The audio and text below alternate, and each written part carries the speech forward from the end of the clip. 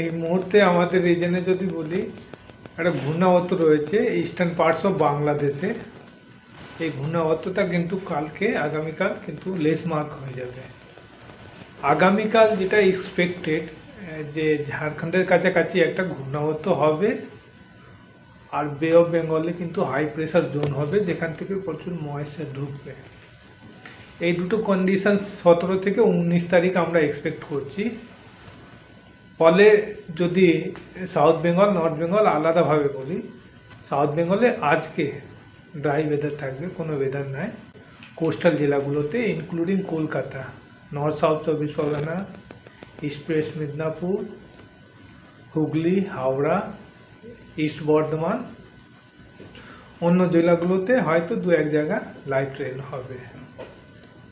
19 তারিখে এক্সপেক্টেড, 18 তারিখে এক্সপেক্টেড যে মোটামুটি সমস্ত জায়গাতে কোস্টাল জেলাগুলোতে মেনি প্লেসেসে কিন্তু লাইট টু মডারেট রেন হবে, আর পশ্চিমের জেলাগুলোতে ফিউ প্লেসেসে কিন্তু রেন থান্ডার শাওয়ার এক্সপেক্টেড।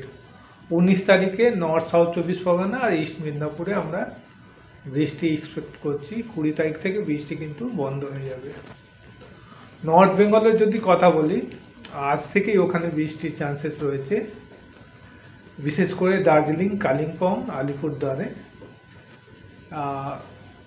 17 থেকে 18 মোটামুটি সমস্ত জায়গায় কিন্তু লাইট টু মডারেট রেন হবে। এবার দার্জিলিংয়ে আমরা এক্সপেক্ট করছি যে তাপমাত্রা মিনিমাম টেম্পারেচার কালকে হয়তো 0 হায়ার রিচেস, আর পরশু দিন -2। ফলে চান্সেস রয়েছে যদি দার্জিলিংয়ে বৃষ্টি হয়, দ্যাট ইজ চান্স কি হাই রেঞ্জে কিন্তু লাইট স্নো হবে দার্জিলিংয়ে, এই চান্সেসটা রয়েছে। কলকাতার যদি বলি আজকে ড্রাই, কালকে মর্নিংয়ে কিন্তু ফগ থাকবে, ওয়েদার ক্লাউডিং শুরু হতে ইভিনিং হবে, আর বৃষ্টি যেটা চান্সেস আগামীকাল সেটা ইভিনিং টু নাইট।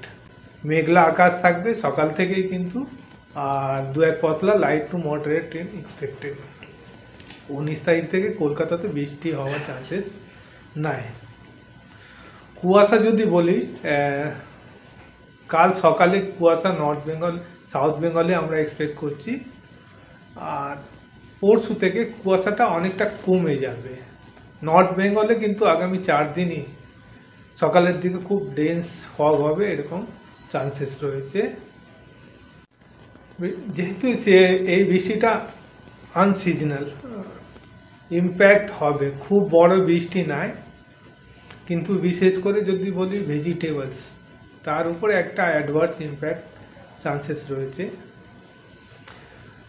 এবার হচ্ছে তাপমাত্রা যদি বলি আমি, তাপমাত্রা কিন্তু আগামী 2 থেকে 3 দিনের মধ্যে 2 থেকে 4 ডিগ্রি কিন্তু মিনিমাম টেম্পারেচারটা বাড়বে।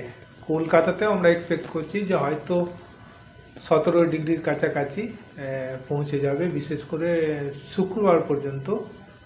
তারপরে কিন্তু স্ট্যাগনেন্ট থাকবে, খুব একটা শার্প ফল আমরা এক্সপেক্ট করছি না, কেন এখন কয়েকদিন প্রচুর ইস্টার্লি উইন্ড আমরা আমাদের রিজনে এক্সপেক্ট করছি। প্লেন এরিয়া বিশেষ করে 2 বর্ধমান চান্সেস রয়েছে, হ্যাঁ, হুগলি, হাওড়ার দিকে। ইভেন ভেজিটেবল তো মোটামুটি সমস্ত জেলাগুলোতেই হয়, তার উপর একটা অ্যাডভার্স ইম্প্যাক্টের চান্সেস রয়েছে। কিরকম বৃষ্টির রেঞ্জ, কিরকম বৃষ্টির রেঞ্জ যদি বলি, কলকাতা খুব স্পেসিফিক বলি 10 to 15 মিলিমিটার। এভারেজ এটাই দেখা যায় যে খুব বড় কোনো বৃষ্টি নাই, ভারী বৃষ্টি নাই।